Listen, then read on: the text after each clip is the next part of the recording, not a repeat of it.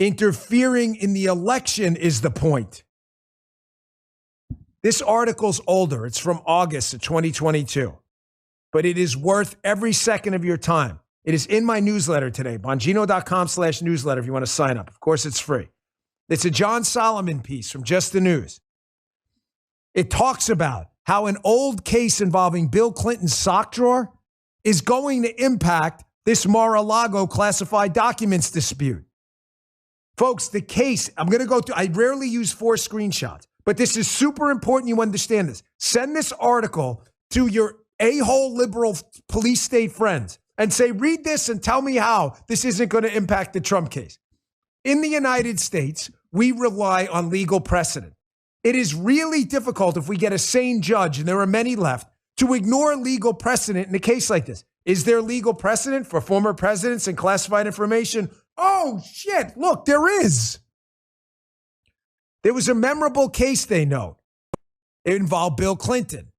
The case involved audio tapes that had, classified information in his sock drawer at the White House. The audio tapes became the focal point of a book that this guy Branch wrote in 2009. The case was litigated. Tom Fitton's group, Judicial Watch, sued. They wanted the tapes. U.S. District Judge Amy Berman Jackson ultimately rejected Judicial Watch's suit, concluding, listen, there was no provision in the Presidential Records Act to force the National Archives to seize records from a former president. Read it again, liberal dipwads. There was no provision to seize records from a former president. It's right there. So how did they do it here? Exactly. They don't care. They're not trying to win. They're trying to say, But Judge Jackson's ruling, the article notes, along with the DOJ's arguments that preceded it, made some other sweeping declarations that have even more direct relevance to the Trump case.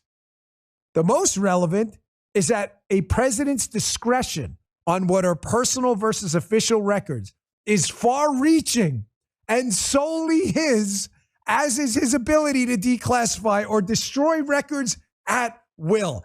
Sounds like a pretty conclusive ruling to me, doesn't it? Sounds to me like they made this whole thing up, this crime, because there's actual legal precedent here. Oh, ladies and gentlemen, this gets worse.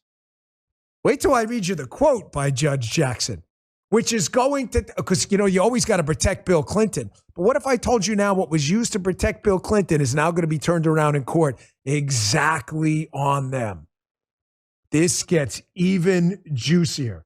Here's the quote from the actual judge. A federal judge. They're going to be in deep...